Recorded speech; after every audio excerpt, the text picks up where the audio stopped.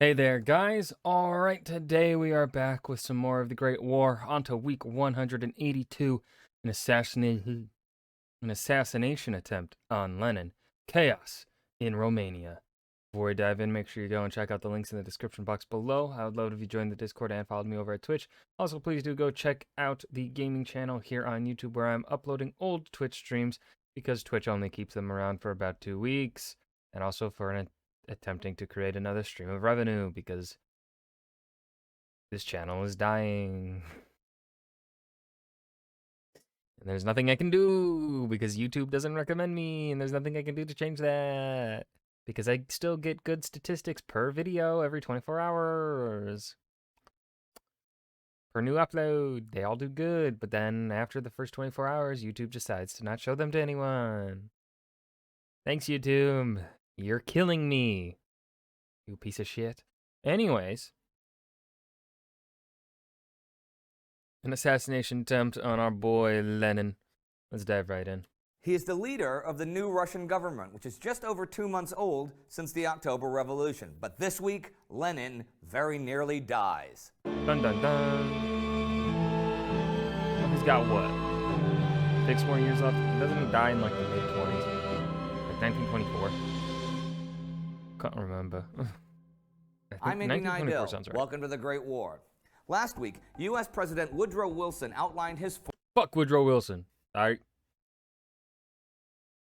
just came over me. It just, had to make it set. 14 points, which he hoped would be the basis for post-war peace negotiations. The Germans and Ottomans were planning new offensives and at the same time were negotiating a separate peace with the Russians, who had officially left the war last month. Those negotiations could have been seriously affected by an event that happened this week, an assassination attempt on Lenin. This happened the 14th in Petrograd. Lenin spoke at Mikhailov's manege from the top of an armored car. He was explaining to the First Socialist Army why they had to go back to the front and keep fighting, even though the October Revolution had happened under the slogan, "Peace to the people." As Lenin's car drove away from the manege afterwards, Russian army sharpshooters made the first of many attempts on Lenin's life, ambushing the car and shattering the windshield with bullets. Fritz Platen, the Swiss communist, was in the back seat with Lenin and shoved Lenin down and out of harm's way. Platen's finger was grazed by a bullet. Lenin was unhurt, as was his sister Maria, also in the back seat. Nice. The news of the event was made public, but security could not catch nor even identify the assassins. Eventually, some of them would be revealed as white Russians who survived the Civil War and then shared the details of the attempt. Platen, who took Lenin's bullet... That's insane. Hold on, like, let's actually talk about that. How insane that not only, had these people survived attempting to kill Lenin, they also then survived the Russian. They have survived World War I up until this point. They then go on to try to kill Lenin, and they don't get identified, and they're able to survive. They fight in the Reds versus Whites Russian Civil War, and they survive. That's fucking insane. Was years later investigated on trumped-up espionage charges and sentenced to 4 years in Soviet prison for illegal possession of a gun. He died there in 1942 on Lenin's birthday. That wasn't the only big news from Russia this week. On the 18th, Russia's elected Constituent Assembly finally meets. There were armed guards all over the building. A crowd gathered in support, but was shot at and dispersed by soldiers loyal to the Bolsheviks. The assembly was, as we've talked about before, dominated by anti-Bolshevik right social revolutionaries who were overrepresented by outdated ballots that had not taken into account their split before the election from the pro-Bolshevik left SRs. There were many who had called for new elections. It was pretty clear early on in the assembly that the right SRs did not think Russia was up for Soviet power and would not agree to new elections. The Bolsheviks and the left SRs walked out. In the middle of the night, those who remained voted on land reform, a law making Russia a democratic republic, and an appeal to the Allies for a democratic peace. They left at nearly 5 a.m. on the morning of the 19th and would reconvene at 5 p.m. They arrived then to find the building locked down and the assembly dissolved by the Bolshevik government. That government immediately called the Third Congress of Soviets, which meets next week and will expunge any and all references to the Constituent Assembly in new editions of the laws and decrees of the Soviet government. The Declaration of the Rights of the Working and Exploited People will be passed and is the basis of the Soviet Constitution. The government will finally get an official name, the Soviet Russian Republic. Its All-Russian Central Executive Committee will issue a decree of dissolution of parliament, and that is all she wrote for the Constituent Assembly. Thing is, dissolving the assembly didn't really provoke that much of a popular reaction. The right SRs had alienated a lot of the peasantry by supporting the provisional government before the revolution, and many peasant votes that were intended for left SRs ended up going to right SRs because of the ballot problems. So the right SRs did not have the support they imagined. Trotsky wrote, Oh my god, who could have guessed that? It's almost as if, like, it's pretty fucking basic to figure out that if you eliminate, if you... Honestly, we are dealing with something similar to this right now. So obviously, if you have watched me for a while, you fucking know I'm left-wing as fuck. American left-wing as fuck. Honestly, just, well, extremely left. I'm a leftist, right? It ain't hard to figure out if you watch me for probably like 2 fucking videos. You can probably figure it out after 1, especially the Great War series. I think you can really easily figure it out. But this is an issue that inside of the Democratic side of the American political system currently, this is the issue that we are dealing with right now. The Democratic Party in charge is ignoring the voice.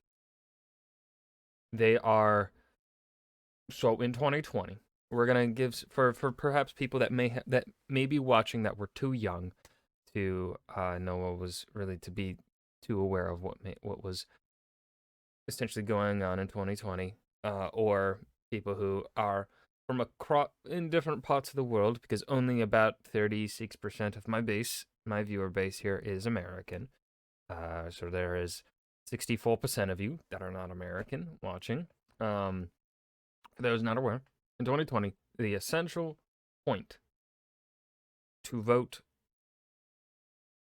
Joe Biden into office was no Trump. That was essentially the sticking point. It was vote for us so that fascism doesn't come to America, right? 2020 comes, and nothing really changes. The far right are still able to get things done inside of government that push ever closer towards fascism. They've been able to keep that going. The Democratic Party has been doing nothing. Now add on top of that the events happening in the Middle East, Israel's genocide on Gaza, and you have a large portion of the Democratic base shouting, hey, this is fucked up, do something about it. You have the, realistically, I would call Joe Biden a right wing. I would put Joe Biden on center right. I would not put him center left. In my eyes. He's doing nothing. And now Democrats in power are like, hey, and a lot of liberals are saying, hey, we gotta, next year we gotta vote for Biden again because we don't want Trump to win. We don't want the fascists to be fascist. And it's like, well, they are still being fascists even under a Democratic Party, so clearly voting for you did not work. 2, you are not listening to the views of your supporting base, or at least, at the very least, you are not listening to the views of a significant portion of your base that if you are afraid that if you lose their vote, you will lose the election. Right? It ain't hard to fucking figure out what you gotta do to win these votes back. It really isn't. Yet they don't want to do it.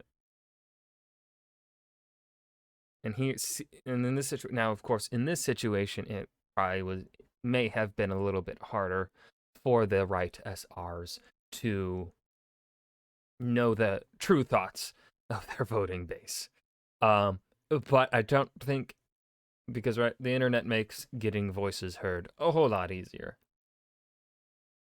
I don't, obviously back then in 1918, they did not have that. But I still think that they probably could have been able to make the logical leaps needed to figure out maybe, what they should do to secure a power base, a supporting base among more of the peasantry.